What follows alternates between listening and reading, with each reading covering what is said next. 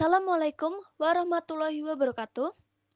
Salam sejahtera bagi kita semua. Selamat sore. Jadi di sini saya dan rekan saya akan mempresentasikan hasil kerja dari kelompok kami yang judulnya Dampak Masif Korupsi. Presentasi ini sebagai wujud pamunan tugas kita, yaitu tugas dari ilmu sosial, budaya, dan dasar. Di samping itu, sebelumnya saya ingin memperkenalkan diri terlebih dahulu. Perkenalkan, nama saya Denta Fitrina Almaira dengan NIM 2112004 dan rekan saya yang bernama Nadia Mita Putri Angelina dengan NIM 2112012. Nah, slide pertama, saya akan menjelaskan tentang akibat dampak korupsi. Korupsi itu tidak hanya berdampak dalam satu aspek kehidupan saja. Korupsi ini pastinya akan menimbulkan efek domino yang meluas terhadap eksistensi bangsa dan negara.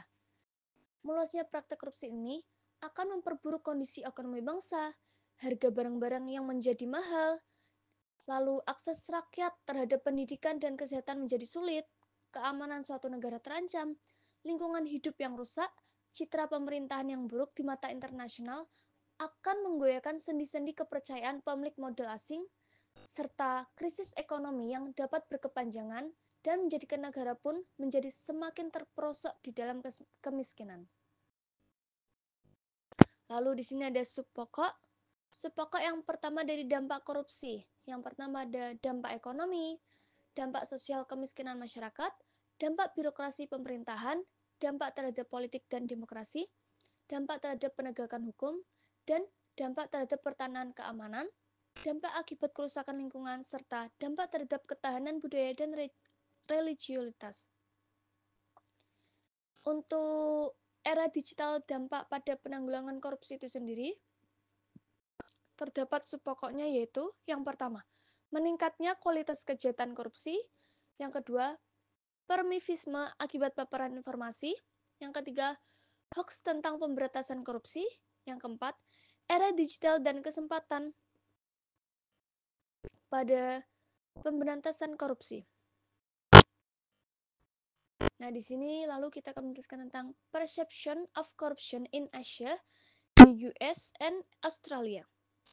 Nah, walaupun menurut data dari Transparansi Internasional atau TI bahwa peringkat Indonesia semakin baik dalam indeks persepsi korupsi, itu terhitung pada tahun 2016 Indonesia, yaitu memiliki skor 37 skala 0 sampai 100, berada pada urutan 90 dari 176 negara yang disurvei.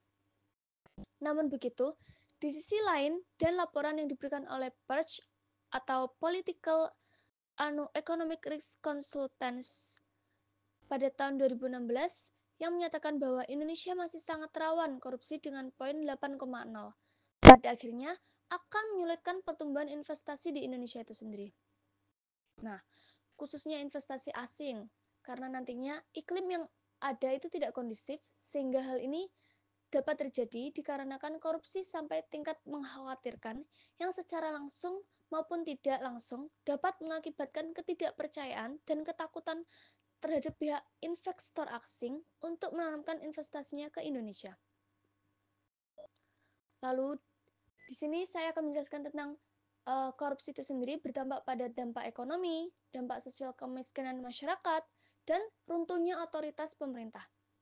Yang pertama, akibat menuju dampak ekonomi. Yang pertama adalah lesunya pertumbuhan ekonomi dan investasi. Yang kedua, ada penurunan produktivitas. Yang ketiga, rendahnya kualitas barang dan jasa. Yang keempat, menurunnya pendapatan negara dari sektor pajak. Yang kelima, meningkatnya hutang negara. Lalu di sini ada dampak sosial kemiskinan masyarakat. Nah, korupsi dapat menyebabkan yang pertama, mahalnya harga jasa dan pelayanan publik. Yang kedua, pengentasan kemiskinan berjalan lambat. Yang ketiga, terbatasnya akses bagi masyarakat miskin.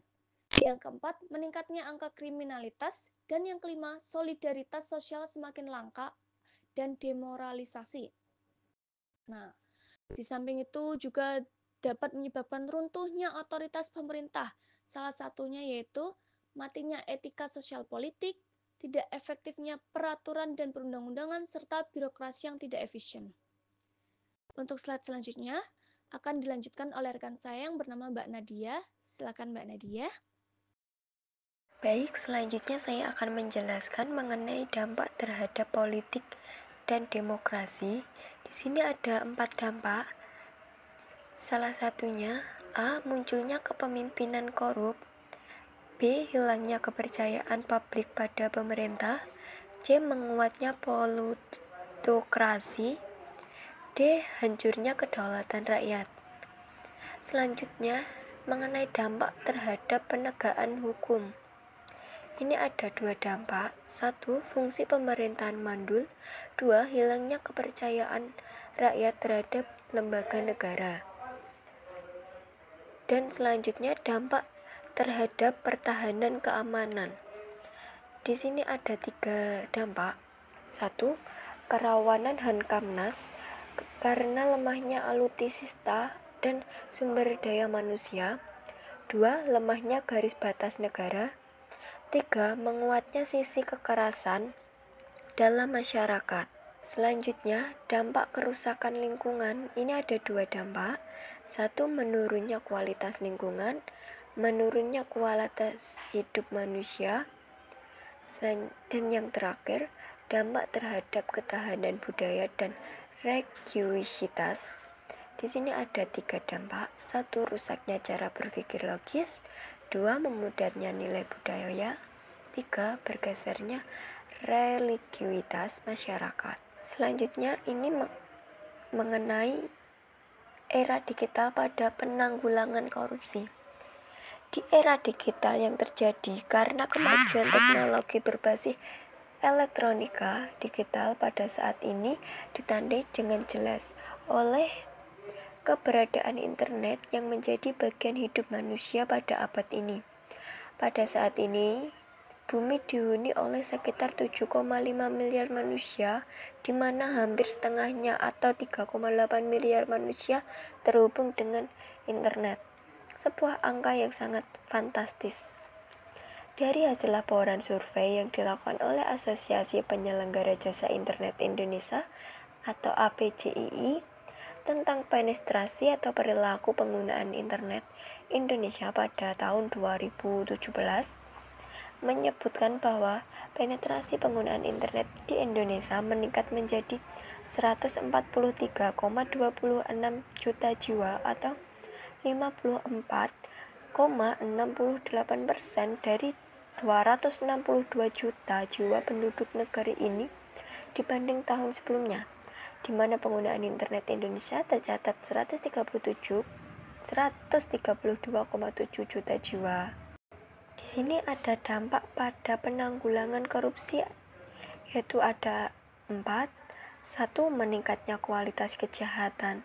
Korupsi teknologi digital pada saat ini sudah sangat maju dan terus maju dengan pesat, sehingga teknologi digital ini hampir pada setiap sendi hidup manusia.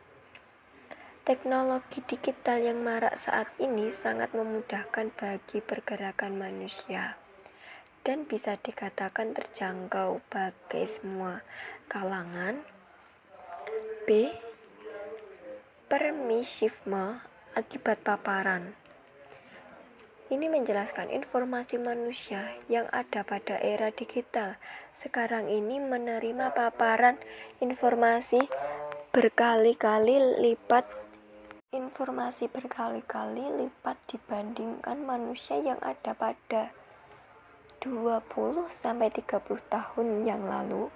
Kemajuan yang pesat di bidang teknologi informasi dan komunikasi mendorong tiap-tiap individu untuk berhubungan dengan cepat. C. Hoax, tantangan pemberantasan. Korupsi di tengah membanjirnya informasi yang beredar setiap harinya di berbagai media, khususnya pada media internet dan media sosial. Pada saat ini masyarakat Indonesia dihadapkan pada permasalahan kebenaran isi berita atau informasi yang diterimanya.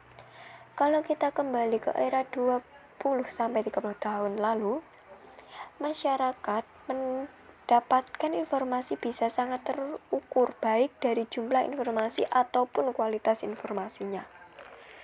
D. Era digital dan peluang pada upaya pemberantasan korupsi. Era digital yang banyak mempengaruhi orang dalam berbagai hal, termasuk meningkatnya kualitas kejahatan korupsi, namun juga mempunyai peluang yang sangat besar dalam upaya pemberantasan korupsi. Kalau kita melihat dari teori peluang, yaitu untuk mengetahui seberapa besar kemungkinan suatu kejadian akan terjadi, nilai peluang yang sangat rendah menunjukkan bahwa kemungkinan suatu peristiwa akan terjadi sangat kecil. Sebaliknya, jika nilai peluang tinggi, maka kemungkinan besar suatu peristiwa akan terjadi. Baik, sekian dari presentasi kami. Jika ada salah kata, mohon dimaafkan. Wassalamualaikum warahmatullahi wabarakatuh.